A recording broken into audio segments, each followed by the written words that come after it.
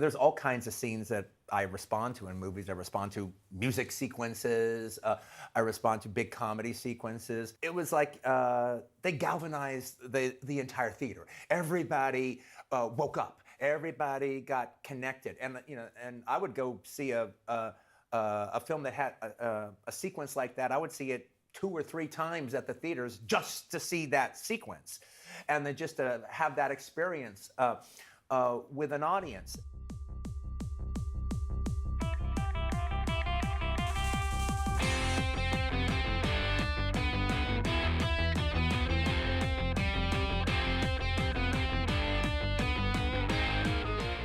Welcome to Making Tarantino, the podcast. I'm your host, Philip Duke. On this podcast, we go through a list of movies that Quentin Tarantino likes or recommends to see what they're all about. And if maybe they've influenced his work, there will be spoilers.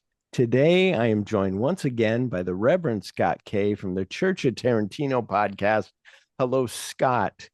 Hello, Phil. Long time no speak, but about a little over a year since we did what was that? Shogun Assassin. Yes, we did. Oh, so good. I still think you and I should just do, 3 and 4 and 5 and 6. Like, yes, the Lone Wolf and Cub series. Yeah.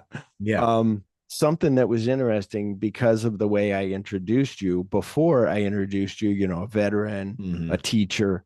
That's that thing of, but now we're on Fight Club. You're not a unique snowflake. You're not exactly. I'm not unique. Not a label. Yeah. It's like, okay.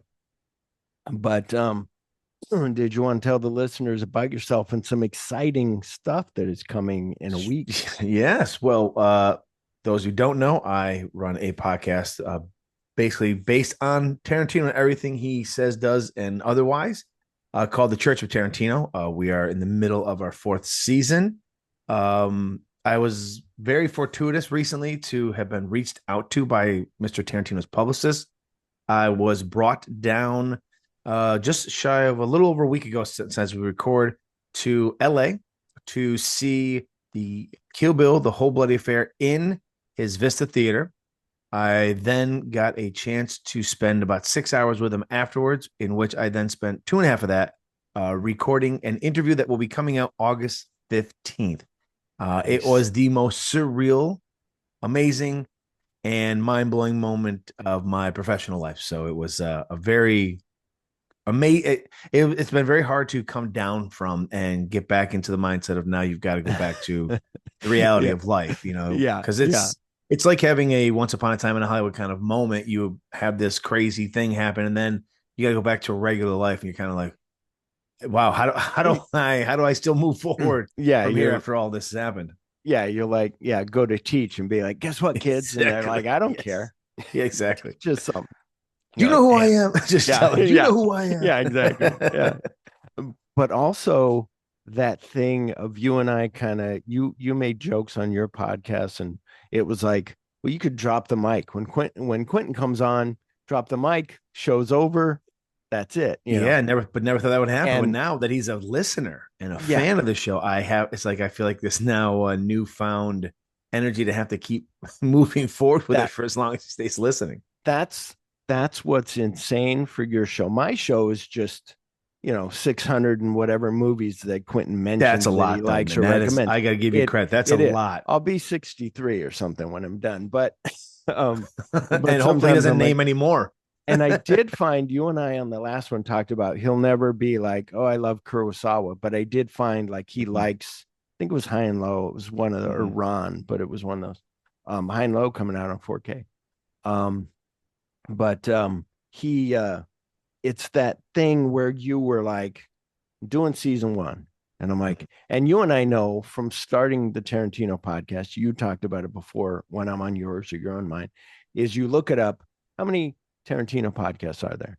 And you found out one that was Pulp Fiction, minute by minute.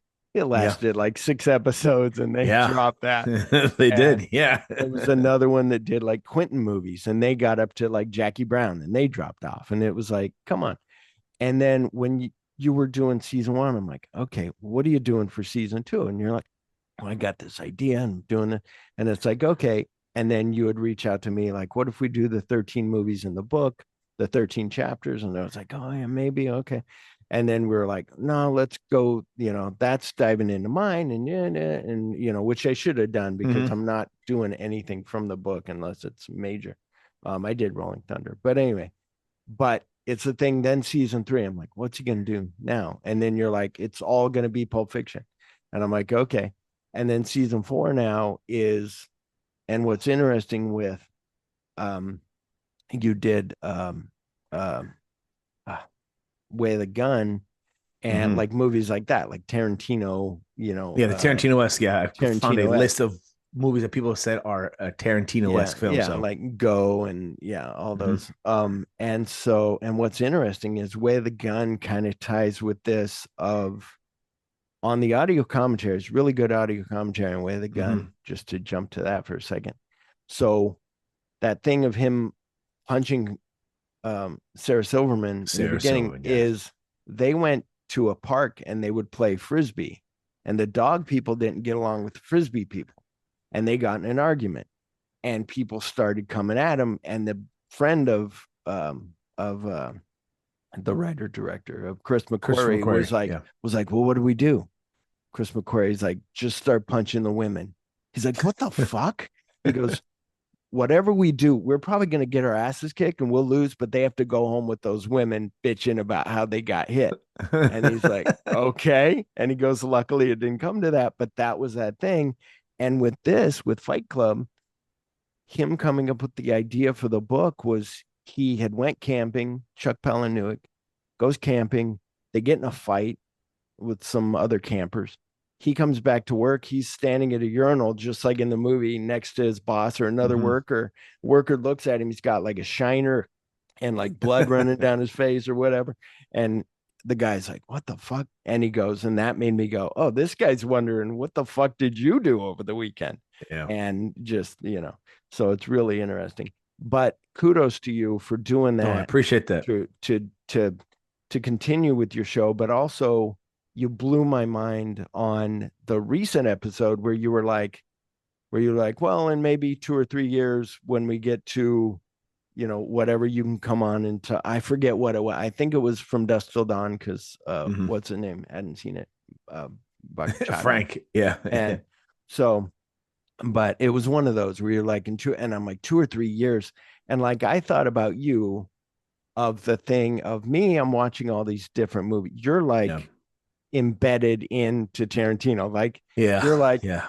I'm like a you're like tick on his back. you're but where you're like, can I just maybe I do a Kurosawa? Maybe I just go like Yeah. I'm Yeah. like I'm getting tired, I'm getting worn out or whatever.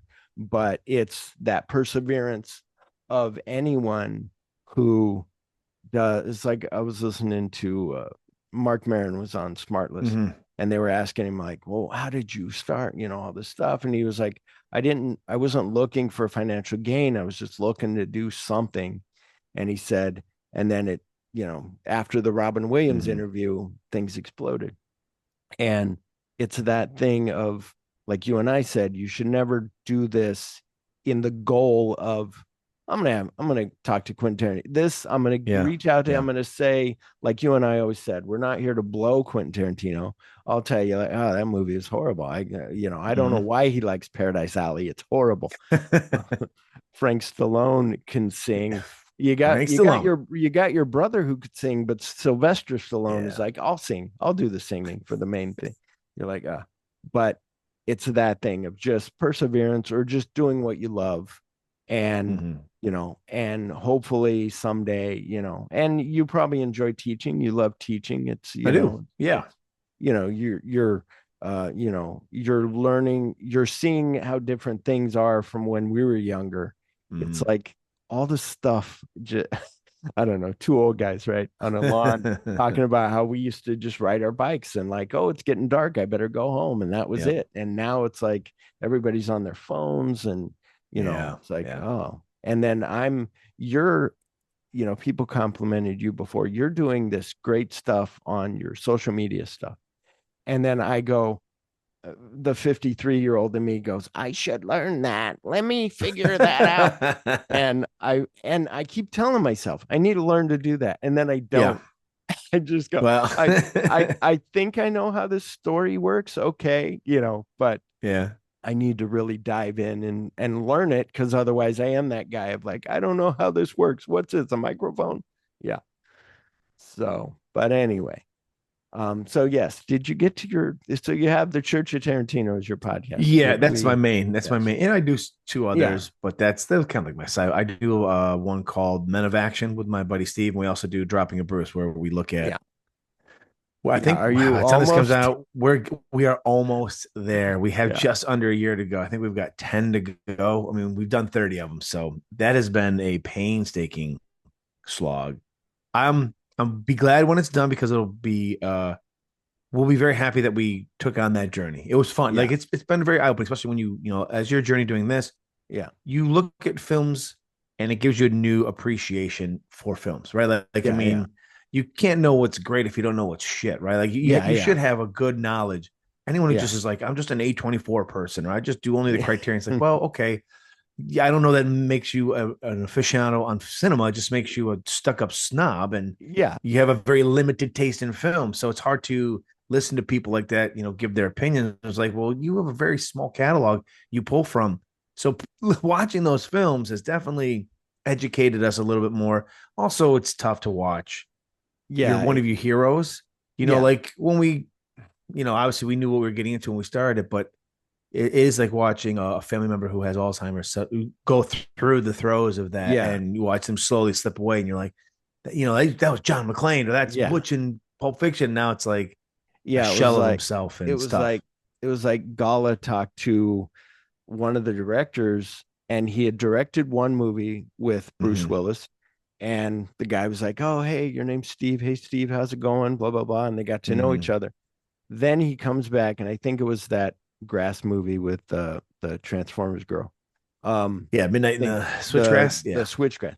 And so then he comes on for that, and he's like, "Oh, hey, my name's Bruce Willis. I'm Bruce." Mm-hmm. And the guy was like, "We've already met, Bruce." And he goes, Mm-hmm. "That's when I felt bad now. Like his people should have pulled him. Like, oh my gosh." Yeah, we were And talking about that's that a bit where too. I was watching another Yeah. documentary on these Vanderpump people, and one of them produced that.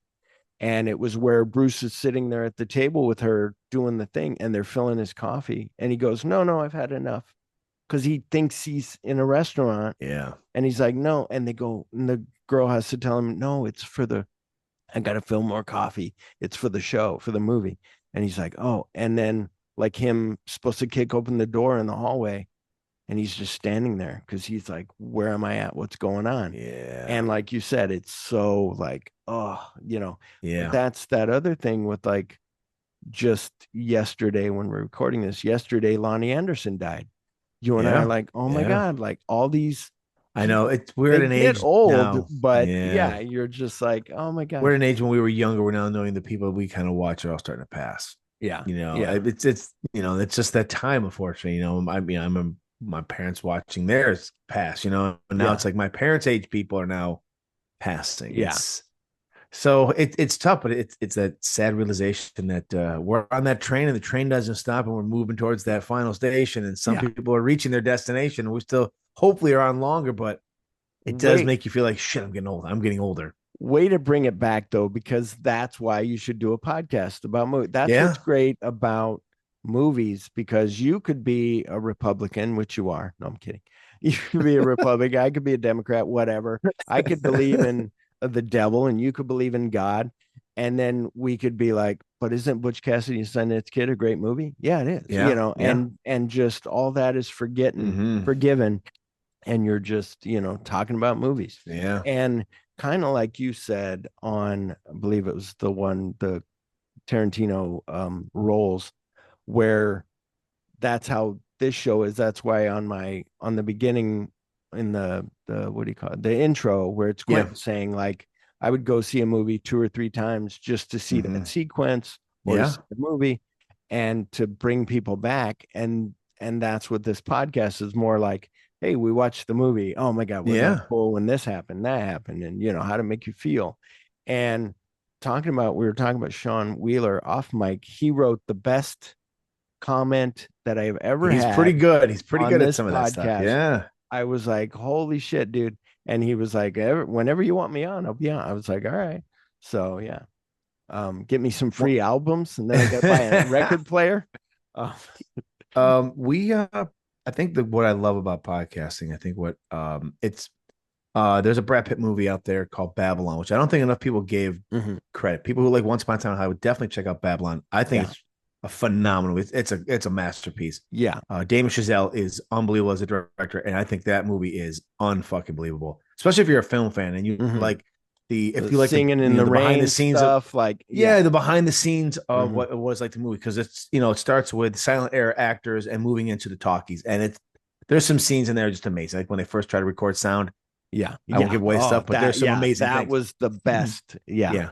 But there's a woman on there who tells Brad Pitt's character about how he's basically, I think it's his manager, and how basically his time is up, and he is having a tough time handling that. And she's like, tries to remind him that when you're dead, the ghost of you will be brought back to life every time. And at that point, the projector, your film was threaded through the projector, and they start the movie. You are brought back to life every time. So you leave a legacy. So it's that Michael Madsen recently passed a month ago. Yeah. And it's awful that he's gone. But every time we watch his movies, he's back to life. Like those people are still alive. And the one thing about this podcasting is one day we will both be gone. But this audio will be there for generations, whether you have kids, grandkids, whatever it is. People will be able to go back and listen to you. I mean, right now, as we're talking, but right now, sometime in the future, someone is listening to this, and we could both be dead. Yeah. And while we record, it's it's just a great medium that we now have a legacy behind us, and hopefully it'll be one people enjoy. But either way, we have left a mark. You know what I mean? Like, we've planted our flag on the moon, and we do have people can say, there are people who just die and you don't know that they were ever alive. They were ever here on the earth. We're here a blink, but at least our blink, there will be people who know that we blinked. Yeah, for sure. There was a guy, I forget who it was, I think he was like, a person lives, like if you remember them so many times, they'll live forever. If you speak their name, that's remembering them. If you hear, you have a recording of them, or you write about them or whatever, and it's these 6 different ways. And it does tie in with this because it's really interesting that we're talking about age. That's the other thing that we were talking about off mic. People are like, Antonio had it with somebody who was like, what's the script? Is there a script? And it's like, no, we're just bullshitting. And that's what's cool about the podcast, where you and I are bullshitting now. But in 1999, Fight Club comes out, and so does American Beauty. And they both make you feel like, what am I doing with my life? I need to quit my fucking job. I need to blackmail my company and, just basically work at a fast food joint or something. Yeah. Fight Club is a very relevant film today. There have been a couple films I've watched from the past that are really resonate in our current culture. Not just political landscape, but even just our culture. Like, it's interesting that us Gen Xers watch this depending where you were in your teens to your early 20s. Yeah. And I would say that this is probably the quintessential man movie of the 90s. This is the quintessential 90s man movie. Yeah. And some would say that the quintessential girls movie of the same time would have been Clueless. Like, that kind of spoke more towards the ladies at the time. It's interesting to see that the stuff that owns us, like, it's almost as if it could see into the future of this movie, that 7-8 years down the road, suddenly Facebook, MySpace, this stuff starts to come, like, the technology has owned us. Like when he says in it, wow, the things you own end up owning you. And it's amazing to watch this movie now. It is a movie that's going to stand the test of time because it is so relevant to almost 30 years later. Yeah. As it is when we came out. That's what I was wondering. Like, it hit hard for us, but like now, I mean, it still would, but like for us, it was more like, I had a father. He was a good father, wasn't a great father. I still have a father. I talk about him like he's dead. He'll hear this and he'll be like, motherfucker. He won't hear this. He doesn't know how podcasts work. He's like me with social media. What the fuck? But it was that thing when he says, our fathers are models for God. When our fathers abandon us, what does that say about God? And you're like, we had no structure. We had no faith. We had no, whatever. And also you have no you have no big war. Our greatest generation was the World War II generation that fought, Yeah. and those were guys. I was reading a thing about Sam Fuller, like Sam Fuller working in the newspaper, then goes to war, then comes back, makes more movies, and all kinds of crazy stuff. Um, but it's but where was I going with that? But so yeah, I think it's hard though to say because a younger person to watch this. And then that's that other thing. Like now you got Facebook and Twitter, like you said, Yeah. and it's not FOMO, but it's a little bit of what if I miss? Like I've noticed people who are like, oh, it's like, oh, who did I say? What's her name? Lonnie Anderson. Oh my God, Lonnie, you're like, I gotta be the first. And then sometimes like you'll find something that you have to check. I'll tell the wife, like, Yeah. oh, look at this. This guy died. And she's like, I don't, I went and looked through the comments. He didn't Yeah. die. It was fake. And I'm like, oh, or like something that Jennifer had. She was on my Patreon and I was like, Hulk Hogan died. And she goes, Paul Hogan died too. And I go, what? Crocodile Dundee? She goes, yeah, he died. And I go, what? So then I told somebody else. Then I look it up. He's still alive. He never died. And so I shared that with her, the IMDb of him born, Yeah. no death date. And she was like, oh shit. I totally thought that's what I heard. It's like, yeah, those are the things of investigating, of just almost FOMO of, like I said, like, oh, I Mhm. gotta see what my friends are up to. Or like you and I would be fine without it, but you have to promote your show. So you're like, well, I have Twitter. And then you're I know. scrolling through Twitter of like, how much time have I wasted when I could be watching a new movie? It's the So double-edged sword of yeah, this. yeah, it's like, oh, so bad.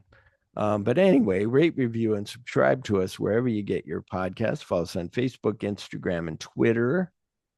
And if you want more talk like this, you go to my Patreon. Do you have a Patreon yet? You were talking about it. I have one. You know what? I tried to start 2 episodes, putting it on there, have people pay for it only. So what I do now is if you're on the Mhm. Patreon, you get everything early.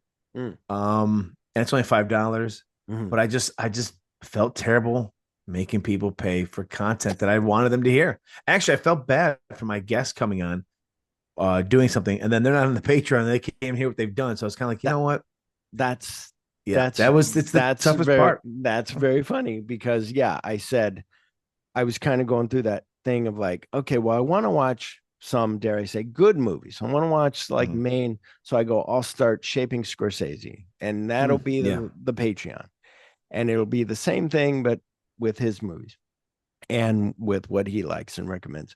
And then I go, I'm putting myself in another box. Like I need to broaden it out. So I changed the name to Phil on Cinema. Mhm. And now I can do Phil's film favorite, like I did Zorro the Gay Blade. I can do Scorsese and a movie that goes with a Mhm. Scorsese film. Or I'm doing physical media collecting where people are coming Mm. on being like, look, I Yeah. just got this. And mine's only $5 a month, and there's 2 episodes, but it is that thing where I feel like a whore when I'm like, hey I know. guys, go to my Patreon. And they're like, and people have signed up and it's good and it's great. But then it's that thing of like, then I have somebody on and I have to be like, well, here's the link. And I give her the link so she can hear it. But then it's like, it's a whole thing of, I yeah. know. So, but yeah, I do 2 episodes a month. And and then I have press kits, excuse me, that Eric sends me that I scan and I put up.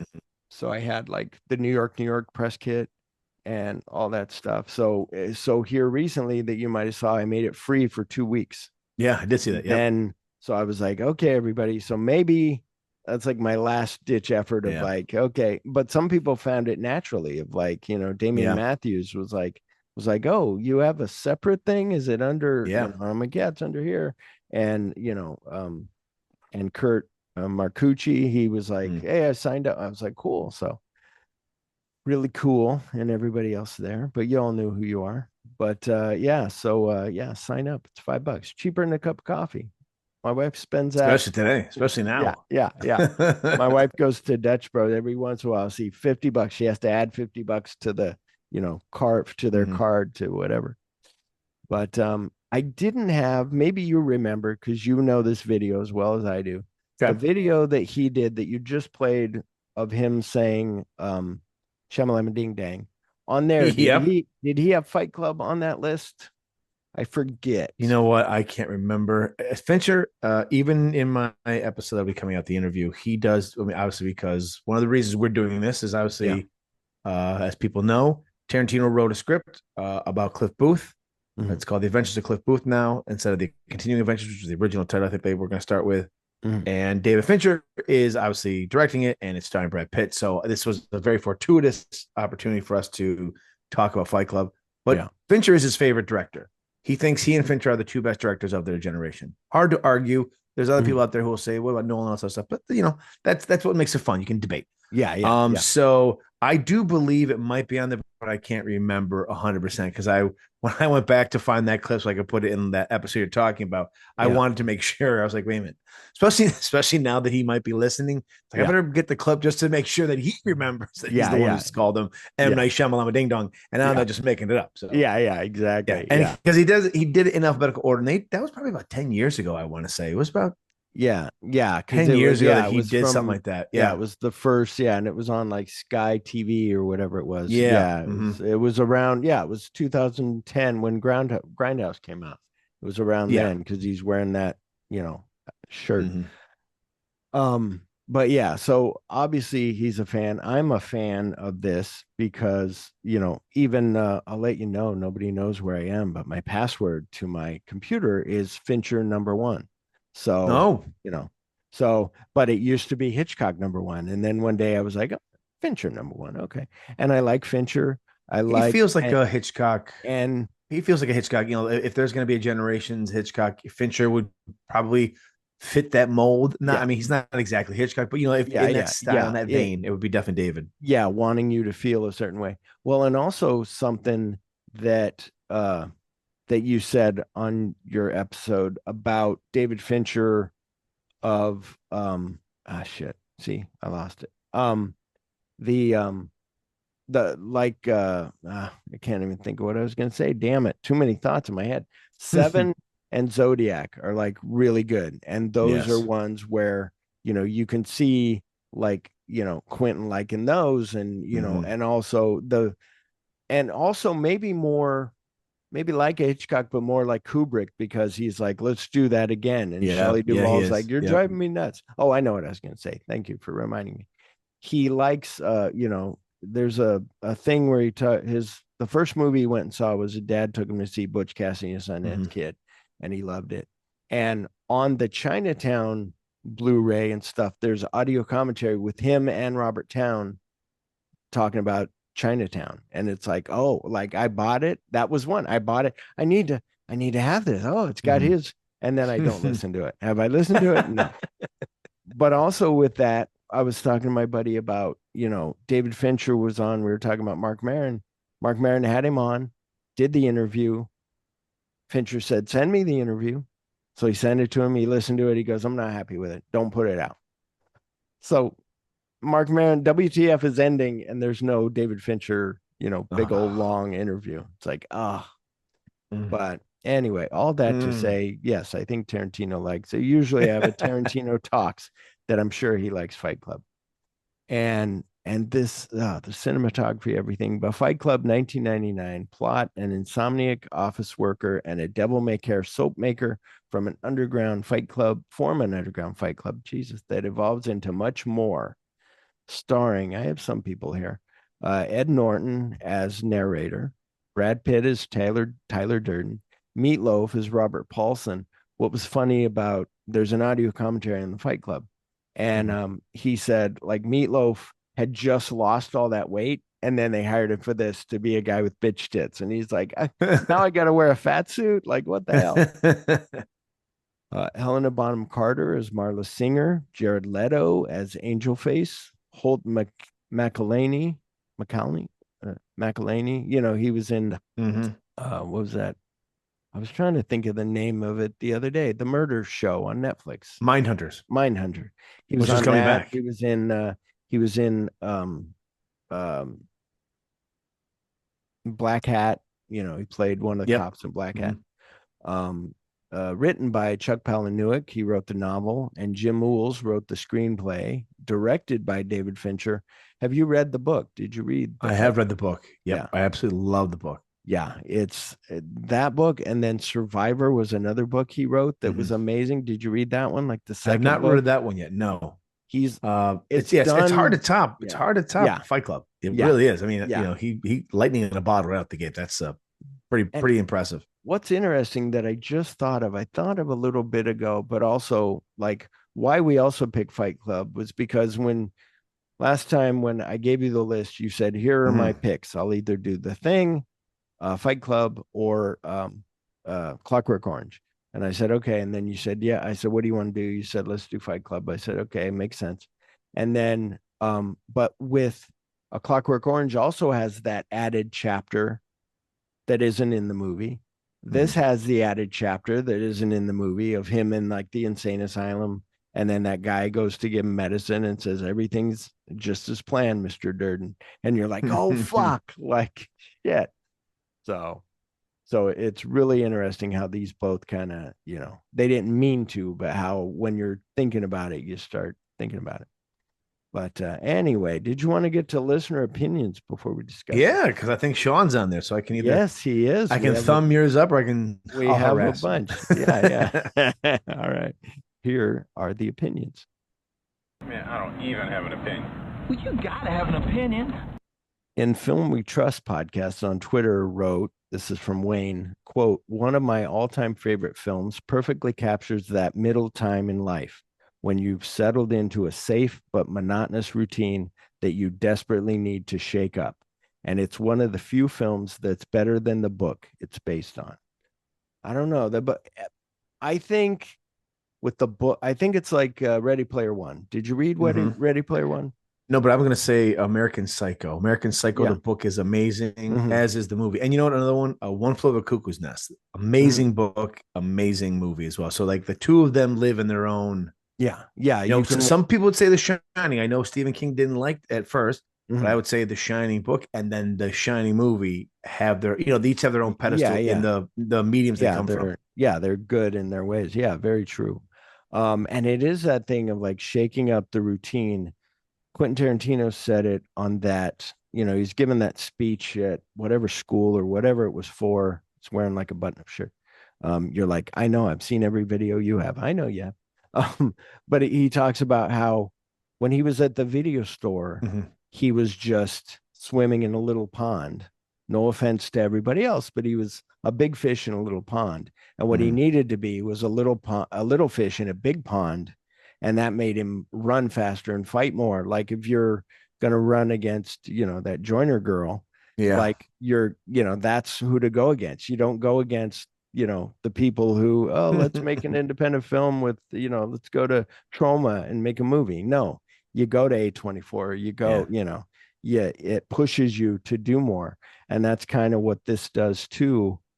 The movie the movie and the book where it makes you like, oh shit, like with that kid, like, okay, I have your license. Why didn't you go to school? Go to school. Would you rather die or go to long school? Okay, I'll go. It's like, yeah, it's the other thing I was thinking about. I'm writing my notes, typing kind of has to do with it, kind of doesn't. You're a teacher. This is the way it does. In high school, I took intro to typing. Okay. And I am so thankful I did that because there were just typewriters and word processor back then. Now, when I'm typing, I can look at something and type up what it is. My wife's like, how do you do that? I go, I took typing. Like, I know where to, those are those things, the fundamental things that you learn sometimes that are beneficial. I don't know what I was going with that, but hey, another one. Cinema Recall on Twitter wrote, quote, Fincher and Yules do a good job at adapting Palahniuk's satirical novel about male aggression. It's the best novel of its kind since American Psycho. Surprised there has been no talks in adapting Fight Club 2 to the screen. Now, I didn't know about a book of Fight Club 2. I knew there was comics, and I had a couple of those, but they weren't as good. It was like he went back to the Paper Street Company, and it was weird. And I just leave it right where it is. We don't need nothing else. Yep. Yeah, you don't need. Don't touch it. It's the same thing when people. It's like Psycho or whatever. Don't redo Psycho. Just leave it alone. Fred Schaefer on Twitter wrote, quote, I've always liked this film, though it is surely tough to watch for some. It has something to say about masculinity and how society no longer has much of a need for it, as there are no longer any horizons to conquer or wars to fight. That's the other thing about us. You and I, you're coming on to your 50s. I'm coming on to 54. Fucking Alexander the Great conquered the entire world at 24, like something like that. Like Jesus Christ, and those are the things like, it's, but then like you've done more than me, but we've all had a life. But like, you've been, to war. Now I forget. It was Desert Storm, right? Not Oh no, mine was Desert Iraq. Storm. Mine was the Iraq Oh, War. it's Iraq. Yep. Okay. But yeah, it's all of that stuff where I go, I wish I would have done that because I would have been a different kind of person. Yeah. But then also they tear you down to build you up, and maybe I wouldn't have been this Yep. goofy guy, but maybe I would have been able to think a thought better. But anyway, Well, you never know. yeah. Bakaton, that's the guy, right? That's your guy, Frank. Yeah, but yeah, Frank. I didn't know how to say it. Bakaton, I guess. On Instagram wrote, I think it's Bachadin. That's what he would say. Yeah, okay, that's very good. On Instagram wrote, quote, it's been a long time, but the line, I felt like destroying something beautiful, has always stayed with me. Then he gave a thumbs up, whiskey, and salute. So that's Frank. I was like, all right. He was on the episode. I was going to say, he was on the rolls. Yep, Squad. he's on QT rolls. Yep. And on that one too. And I think he was on our Doll Squad episode, right? He was, Antonio Palacios on my personal Facebook page wrote, Scott's getting around. He's on mine soon too.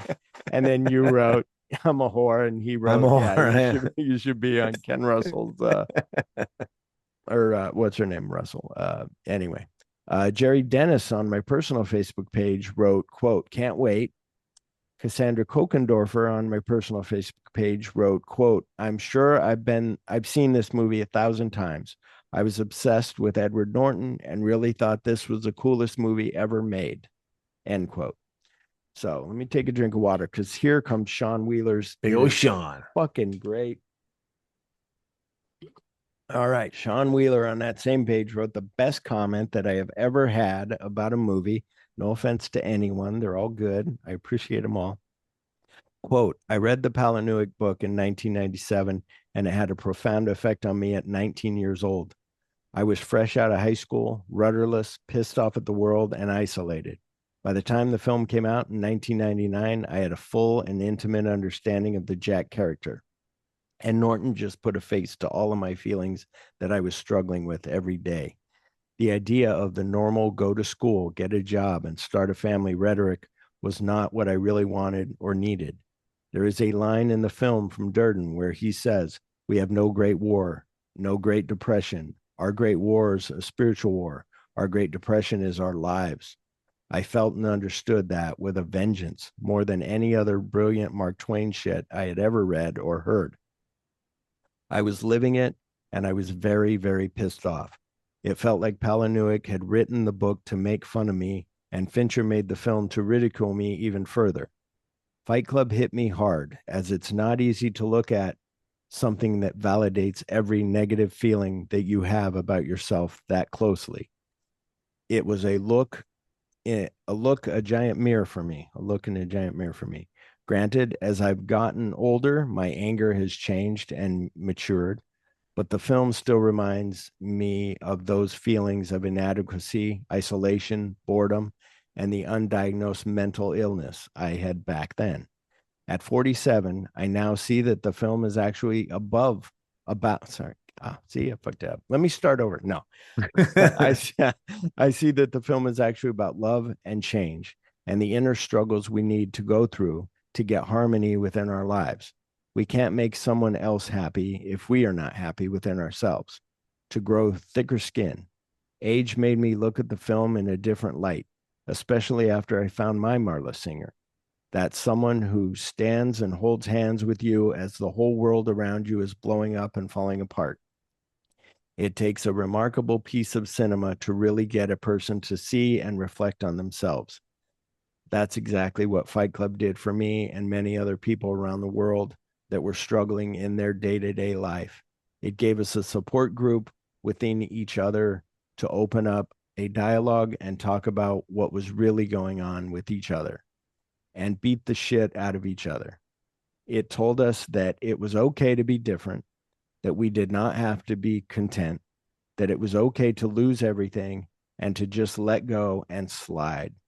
Jack may be the single most important character and Fight Club the most important movie that I have ever saw in my life. End quote. So yeah, that's like drop the mic. Like who Well done, like Sean. Well no more, done. no more Start bringing that comments same ever. energy to your co-hosting job of mine. Let's see if you can live up to Yeah. that now too. When Jesus. Now that I know he's got it in him, when you know what? yeah, I require a little bit more. when you're like blue balls, what about this Star Trek? And he's like, yeah, I know, it pissed me off. And you're like, Yeah, oh, give me some exactly. more. He's like,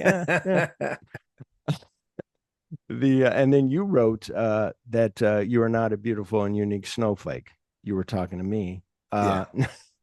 And Eric Clapp on the Making Tarantino the podcast Facebook page wrote, quote, from one of the filmmakers behind the subversion that was Return of the Jedi comes another work of classic subterfuge. The 90s were a fertile time for filmmaking, and Fight Club is without a doubt one of the decade's very best, end quote. So yeah, you know, he's a matte painter on Return of the Jedi, Revenge of the Jedi. Yes, the original yeah, Revenge. Yeah, Yeah. exactly. So yeah. I was gonna play a trailer thing here, my sponsor, but that's okay. We can just go. The it's a pseudo sponsor. It's Eric Clapp over there at Cinema Force. Yeah, this movie, I don't know where to start. I don't know what you want to say. What I did want to say was just to dive in, because I was saying this off mic, I was saving it. So a friend of mine, we're talking, my friend's husband, we're talking and we're out front and they got a big palm tree and it's kind of evening. And all of a sudden he walks out of the garage with like a can of oil and starts pouring it at the base of the tree. And we're like, what the fuck are you doing? And he goes, oil, motor oil's fertilizer. And I go, dude, that was a Fight Club thing of like trying to make people like tell people how bad it is. And he's like all of that shit he thought was like, oh, it's true. They're telling us what it really is. It's like, oh, you didn't get it. Like there's people who just don't get things. And there's people who it's kind of funny too. And I'm sure Brad Pitt gets this all the time, where he's talking about like, we all want to be models and rock stars. And here he is cut to the fucking and wearing the best clothes and looking perfect. And you're like, motherfucker. But it is that thing of all the stuff he says when I was watching at the time, I was like, oh my God, like the polishing the brass on the Titanic, like that Martha Stewart's polishing the brass on the Titanic. You're like, yeah, it doesn't matter. Some shit. It's the same thing. It goes to feelings, or like what Sean was saying about feelings that you had of like depression. Like me, knock on wood, I've never had depression.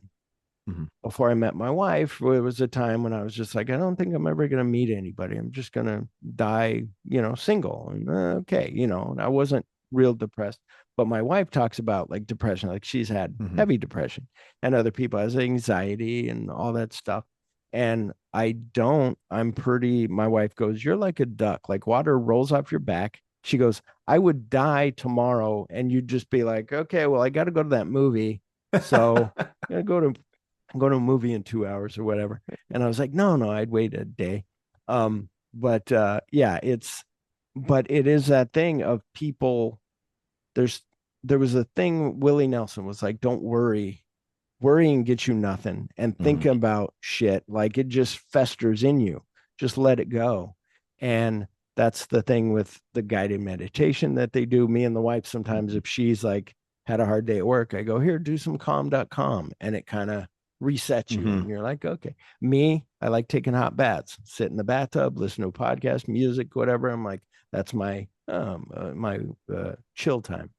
So that's where when they say that about polishing the brass on Titanic, it's that, but it's also the thing that he says right after that is he's worried about all his IKEA furniture, and he's like, like you said, the shit you own end up owning you. And that what's the greatest one that he says in there is uh, uh I can't think of it, but he has some great stuff that just makes you think. And it's the thing of like, you're not your contents in your wallet. You're not, Mhm. you could buy a big old house and, but some people, you hear this with actors a lot, that they'll try to, oh, if I get that big part, then I'll be happy. Well, shit. Okay. Well, if I make more money, then I'll be happy. And then they're not. And then Yeah. there's, regular you and I, at least for me, like I'm happy. Like my wife makes the big bucks being a nurse. I work 3 days a week at night, driving around, listen to podcasts, whatever. And like I'm chill, and then I get to do this and talk about movies, and I have a stack of movies to watch and Yeah. all this stuff. Like, I'll shut up now. You say what you want to say. This movie, even though we said that this is very relevant today, I don't think this movie could get made today. I don't think it would have been made. It would have had to wait to 2010 because I was watching it last night, and then they bring the buildings down at the end. Spoiler alert. This movie is almost 30 years old, folks. If you haven't seen it yet, why are you listening to this episode, to be honest with you? Yeah. When he's bringing all those buildings are being brought down around the credit buildings, and you go, wow, 2 years later, 9/11 happens, and there's really, it's a weird, eerie thing to watch. Yeah. I don't think this movie, unfortunately, in this country, we swing the pendulum way too far when we correct things, right? Like, it's funny. There's a debate between woke culture and then what the Republicans think, but sometimes it's funny. Yes, some woke stuff is like way, way over the top. But yet at the same time, there's red snowflakes who complain about every fucking thing. Like, oh, you're all woke, you're complaining about this, but yet, God forbid, Budweiser lets someone who's not a white American man be honest, and then all these white American men go out and buy their beer and shoot it. It's like, really, really awful soft. So I don't know this movie would be able to be made these days. People are afraid of self-reflection, and that's on both sides of the aisle. Yeah. Is there some toxic masculinity that's happened over time? Of course. But I don't think that should stop a movie from being shown, from being made.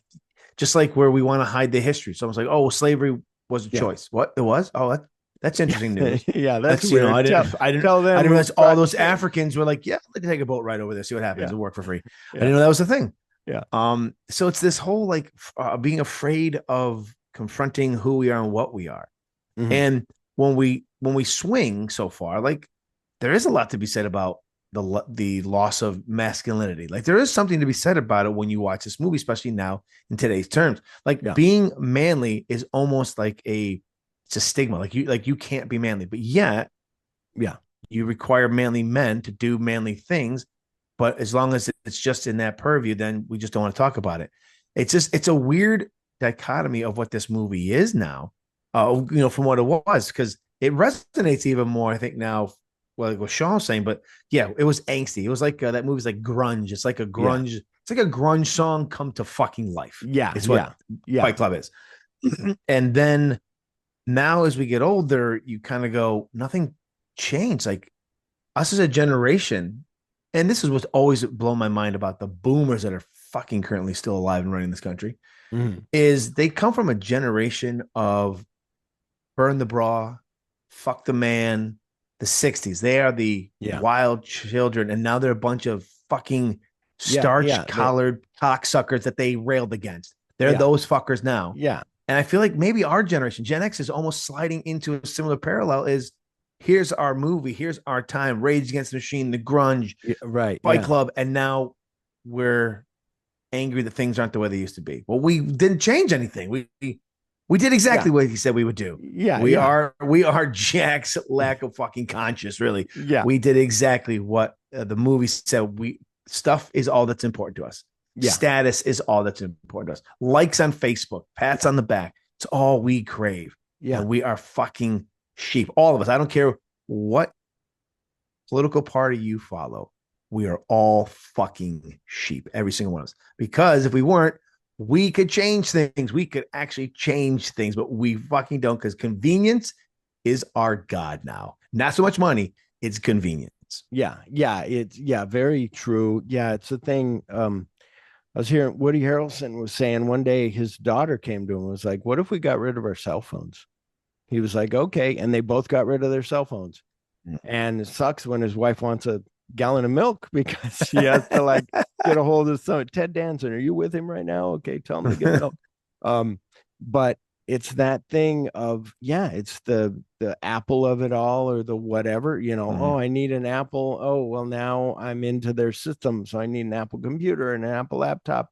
Or like you said, the convenience of fuck Starbucks. Oh, but they make good coffee. Okay, well, let me I'm not going to give you any. Oh, you got a thing where if I buy two, I get one free. Okay, and then the just all the thing, the corporate, it is that thing though. I think not just Gen Xers, I think a lot of, well, maybe more Gen Xers, but a lot of people getting old are that thing of, wasn't like when we were a kid, when we had Game Boys and we could play, not us, but the generation after us was like, I used to play my Game Boy and I used to, just sit there and, and it is that thing of, where it's the masculinity too, in a way, not in a tough way, but in a way of there's things that aren't being taught to. I remember I was talking to my boss's daughter and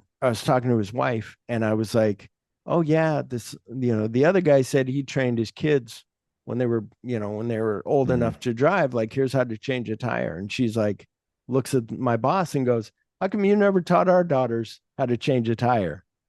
And he didn't even think about it, like, whatever. And it's like, yeah, those kind of things. Or like me, I like doing shit around the house. It makes me feel, oh, look at that, I put up that light.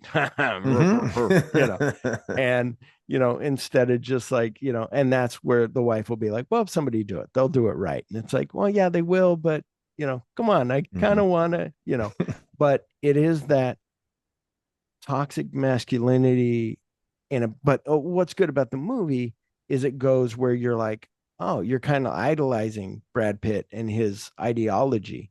Then when it becomes, we're going to beat up this guy in the restroom and we're going to blackmail him. And then he's like, what are you doing? And then it becomes Project Mayhem more. And now he's like, what's going on? And now the guys become bad where you're like, holy shit.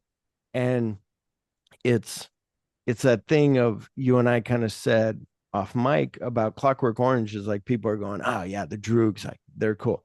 No, they're rapists and they're killers. Beat up a homeless guy in the tunnel. But they do it to cool. They do it to cool music. Yeah. They drink milk. It's okay. No, it's not milk. But it's but yeah, that Gene Kelly was like, I hate that you use my song. You're getting paid. But yeah, I don't know. I mean, in a way, I wish that there were. I used to feel this way, and maybe it's because I'm Gen X. I'd be like, we had Arnold, we had Schwarzenegger, we had Schwarzenegger, Arnold and Schwarzenegger. We had Schwarzenegger, and we had Tom Arnold. He meant Tom. Yeah. We had Tom Arnold. We had True Lies, right? That's all we had. Back in my day, I walked up hills both ways in the snow. But that we had these, and then I remember when like Matt Damon and Ben Affleck, I was like, where's our like hero? Like, I want a commando, like, give me a commando. But then also you look at some of those and you're like, oh, okay, this is more, I would rather have somebody who's smart, like a James Bond or a, Bourne, where Jason Bourne pulls that map off the wall and he knows where to go, but I don't know where I'm going with that, but it is that thing of wanting, you kind of want, like, yeah, can't we just have not, here's the thing, dare I stand on this bridge? I'm not standing on the bridge, but when Sean Connery was on Sunday night TV with Barbara Walters, and she goes, well, how do you, if your wife says so? He goes, I smack her. And she was like, this. Yeah, and it was, and watching that, you were like, holy shit. Then you think about it, he's a younger, he from a different generation. That's how he's from the greatest generation of time, right? He's from those people. Yeah.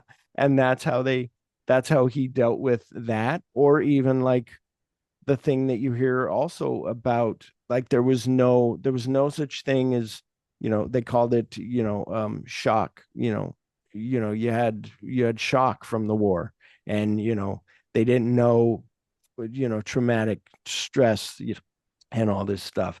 And so it's all this stuff that changes for the better, but also now we're at a term of, like you said, where I'm trying to figure something out. The other day, I'm watching Tyne Daly on Columbo.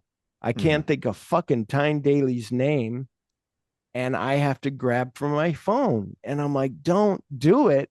But I had to type in Cagney and Lacey on IMDb to be like, Tyne Daly. I knew her name.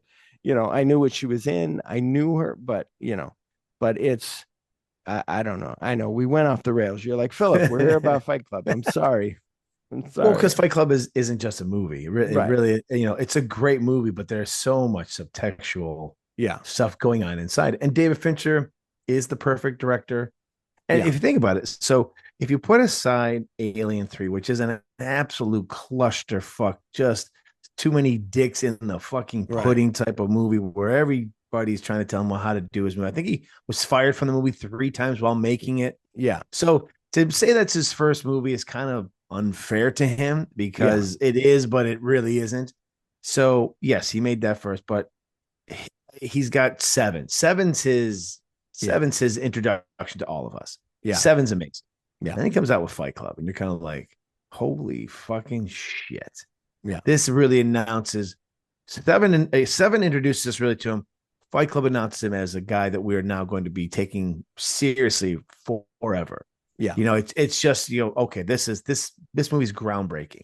Yeah. And it comes out, in the same year as The Matrix. Like, so the 90s are such a fervent time of movies we have completely lost since. Yeah. And I wonder how much of 9/11 plays into that. I wonder how much suddenly or like you're saying, culture and IP suddenly becoming very popular now. It's like it's too much now. And like the overcorrection, like you said, of them the being overcorrection. Like, from what I heard about, I hadn't seen that one Disney movie where they went to the world, but they said they tried to be all inclusive.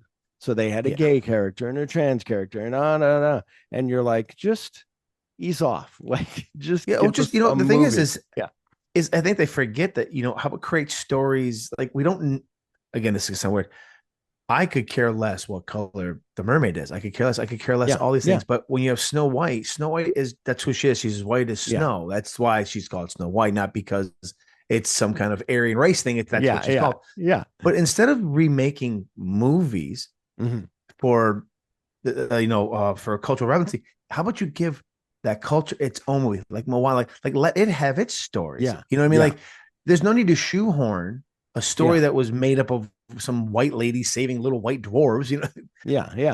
Give something, create stories that now are culturally relevant to the culture you're trying to represent. And stop worrying about if white people are going to like it, because they're not. They're always going to complain.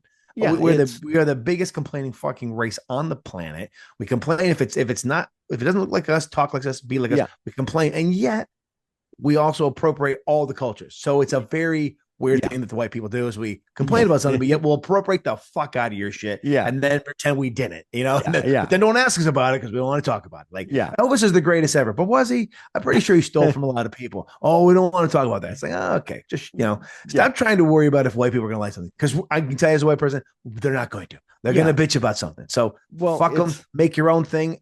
Black Panther is a great example of that. Yeah. Black Panther is a movie that Asian, was designed. Yeah. The Asian wedding. It was designed. Yeah. And they were trying to do nothing but bring Black culture to life, African culture to life. Yeah. And it made over $1 billion. Yeah. What's Tarantino's number one movie box office? Yeah. Django Unchained. Yep. So, don't worry about white people. They're always going to be miserable. The ones who get it will get it. And the ones who don't, they're on their way out anyway. So stop changing things. That's one thing I would say about trying to pack everything together and just tell real stories. Yeah. Tell real stories. Tell authentic, real stories like this. This, again, there. In fairness, there's not a lot of non-white faces in this movie. There's a few. There's none that are put to the front and center. There's, Ed Norton gets beat up by a black gentleman. Then the one he says, "Let's do this again next week," and he's like, "How about next month?" That's a funny moment. We have a The bunch detective, of side yeah. characters that are kind of like they're in the peripheral. They're not, Yeah. again, it does say a lot about what the 90s still was. Yeah. We still hadn't really started to incorporate multiracial diversity within the film. And I think Fight Club's a movie that would work. I mean, good Yeah. Lord. You want to talk about a race of people that probably feel more downtrodden than the white people you're talking about in your movie? I don't know. Try some black people. Yeah. Let's see what their They experience get their was. If you think aggression this out. white guy feels like shit, what do you think it's like for a black man trying to climb that same ladder? And that's what sucks, where it is that thing of a white guy. Okay, if a black guy goes and tries to start fights, now you have Yes. I mean, that could be an interesting, take on Fight Club as well. Yeah, very true. But it'd be that whole, they'd put labels on. Oh, now, it's like I have in the review later of a thing of, that they were afraid people were going to copy A Clockwork Orange after the movie. And they did. There was, yeah. Mm-hmm. And they would go out. And same thing with, remember when they played Warriors in the theater? Yeah. There were fights because both gangs would go to see the movie and then be like, oh, you're here, and they fight. And missing the entire point of the movie. But yeah, exactly. But it is that thing of what you're saying where, but then he does, we're not saying David Fincher, it was David Fincher's fault, but he does Panic Room with Forrest Whitaker and Jared Leto being the bad guys, and such a good fucking movie. That's a very underappreciated. I think Panic Room and The Game, some of his, and I even like his most recent one, The Killer. I think some of his movies have been very underappreciated, and they're really, really good fucking films that do not get enough credit, in my opinion. And whenever I watch a Fincher movie, every time I move around, I feel like I'm in a Fincher movie, like opening, doing something but the opening credits of this, like when it goes through the gun, like he is great at opening credits. The Panic it started with one. 7, right? It starts with 7, and he is really kind of, and that's almost a lost art form nowadays, right? Like we really, even remember the end credits of 7 went backwards. Instead of scrolling up, it scrolled down. It's a lost art form. It really is. And the credit sequence used to be as exciting as the opening, right? Because even a lot of times Girl with the Dragon Tattoo, teach you things. Yes, Girl with the Dragon Tattoo had that really cool. I mean, Fight Club, the whole thing is he's like going through the fibers of Ed Norton's character until he goes through his mouth up the gun, firing. Exactly. The synapses firing. But it's but it is that. So it is interesting where that character, where now you're like, oh, Brad Pitt's a bad guy. Where before you were like, oh, where are we going in this thing? And now you're like, oh shit. Like, but also, so it's that, and it's also of him being like, oh, I'm Tyler Durden, So that's so I'll touch on Brad Pitt in a second. One of my favorite things is we do not know Ed Norton's real name. Ed, as he says, what I love about this is after you know the movie, and this is what I love about great movies. Yeah. Great movies leave so many breadcrumbs for you that it knows, a good filmmaker knows when you go back and watch this, you're going to start picking things up, right? And that's why I'm a huge Tarantino fan. Yeah. But that's what I love about Fincher is when you go back to this, you start to go, okay, where did I not realize that Ed Norton and Brad Pitt are the same? And there's a moment when he's on an escalator going on one of his things for what's called, and he's talking about, and that's the day and he's like, that's the day so he goes, sometimes when you don't know where you are, you create a new person, and that's the day I met Tyler Durden. At the same time, on the escalator, Tyler Durden's going the opposite way. Yeah. And this is the beginning of him now having two personalities. And we never know his name. He makes up names for all the places he goes to. So all the support groups, so he's always hiding. He's never his true self. His truest form is the Tyler Durden character, but it's not his real name. So we don't know. When Marla's having sex in that weird sex scene they shoot, if you pay attention, they have blurred out Ed Norton. You can tell it's not Tyler Durden, but the face of the person is completely blurred out. It's so well designed. Yeah. Even Marla, there was a theory online that Marla was also not real, but Marla is real. She's the only person that we know is real because when she's there, he's like, do you hear this? Like and that's why Tyler's like, don't talk to her. Yeah. And that's why he's like, just get out, get her out of here. Yeah. He's saying, and they're never in the same room together. He's saying Tyler, and she goes, what are you talking about?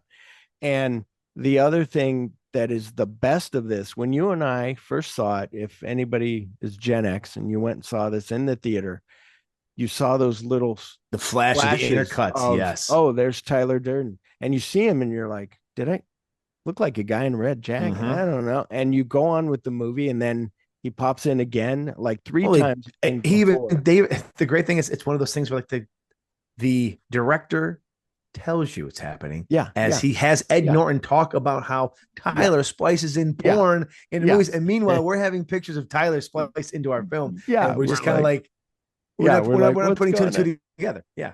And then the thing with when it comes to, and then that thing where it goes, all of a sudden you see the sprocket holes, like that film moves When he like, looks at us, when they break the fourth when wall he's like, intentionally. you're not your khakis, and you're like, holy shit. Yeah. And there was a part in there, I think they were in the house, and he was like, and Tyler came in, told him something, and walked out, and there was a guy leaning against the sink. And the guy, as Tyler walked by, he doesn't watch Tyler go. He's just watching because there's no Tyler. And it's the same thing with her. Like, that's the other hint he gives. Like, it was like living with my parents all over again. Like, they were never in the same room together. Same room at the same time. You're like, and then he's like, don't talk about me. And it's like, why can't I, oh, yeah, And even when he says, when he sees Tyler's doors closed and he opens it and Tyler's standing there and he's half naked and Marla and he goes, you want to finish her off? And she's not looking at them. She falls off the bed. So she doesn't see, like, this is craftsmanship. And this is why I see why Tarantino likes David Fincher as his favorite, and why, as a Tarantino fan, I'm super pumped to see this movie when it comes out, to see what it's going to turn into. Is because, one, I think Fincher, this movie's in great hands. Yeah. And he's a master craftsman. Like, he has a level of detail. Yeah. That, and he's Kubrickian, as you said. He has got a level of detail. You're going to do this until we fucking get it. And there's a thing going into this film and planning that, starting off, we have two main characters, and they're the same character. How do we hide this? How do we hide this for 2/3 of the movie? Yeah. Yeah. Till like 20 minutes to the end. And then all of a sudden he's like, adjust your seat backs.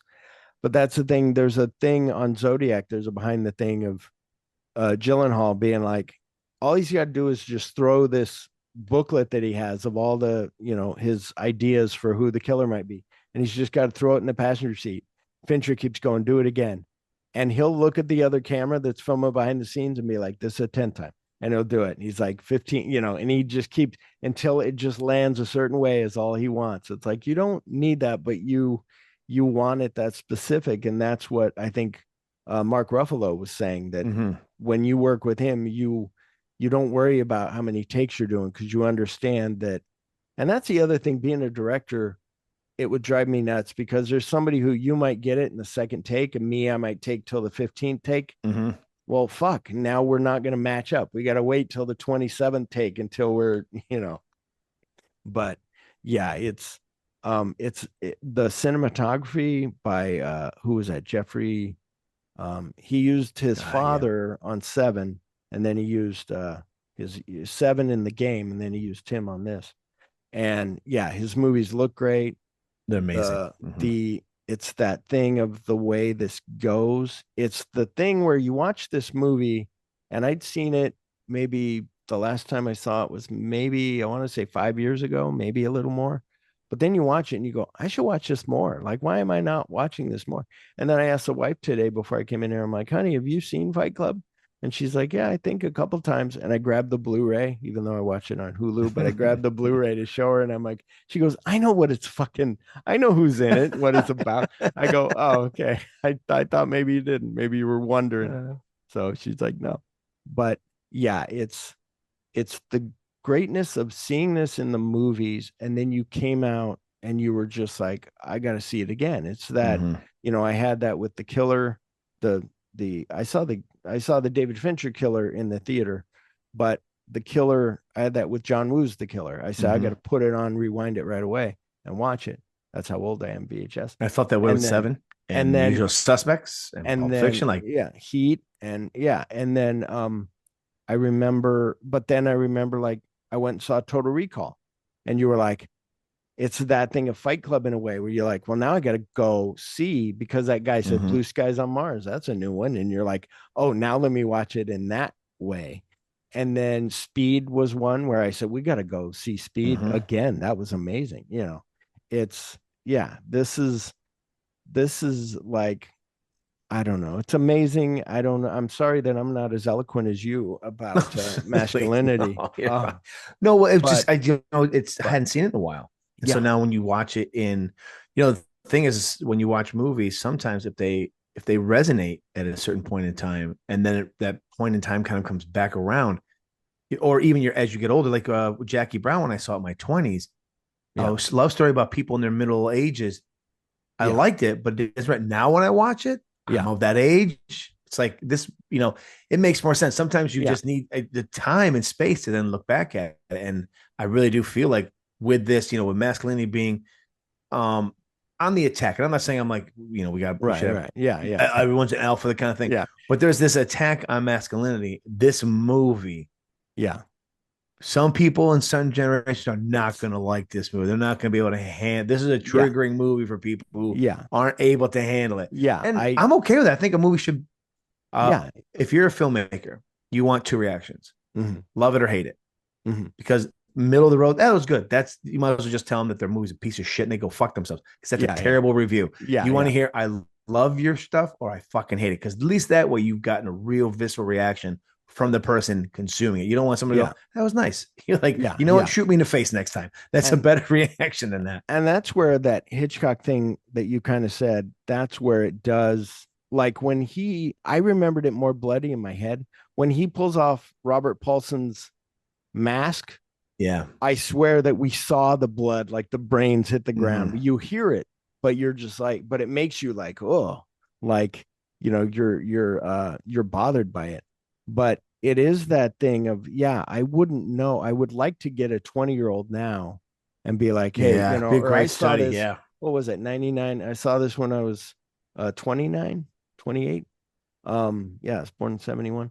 So this was one where I was like, oh my God. But that's the thing with movies though, too, where you sit there and go, I need to change my life. And then do you go to school? Do you become same thing with American, like we said, American Beauty, where you're like, I need to do something. You come out of that movie and you go, I need to change. Like I need something. And then what do? I go back to the video store where I worked. Like, but also though, that's that thing, that trajectory. Like if you would have done something different, not join the military, your life would be totally different. I probably wouldn't be where I am right now. Yeah. There's no doubt in my mind. Yeah. If you didn't meet a certain person, if I wasn't working at my job, I would have never met my wife. And, just all those little things, that the road not taken, but then like sometimes you're just like, oh, I'm good. Like no regrets. Like you want to die with no regrets. And that's but all the things in this are so profound. Like Sean Wheeler said, like more than Mark Twain shit. Like this is like, you're like, oh my God, like, we're, like you and I said, like our fathers are our models for God. Without our father, and you're like, well, like that was me. Like I'm just kind of, my dad was never there to be like, here's how to shave. He was there. I turned 16. I was old enough, but he never thought of any of that. So I had to learn on my own.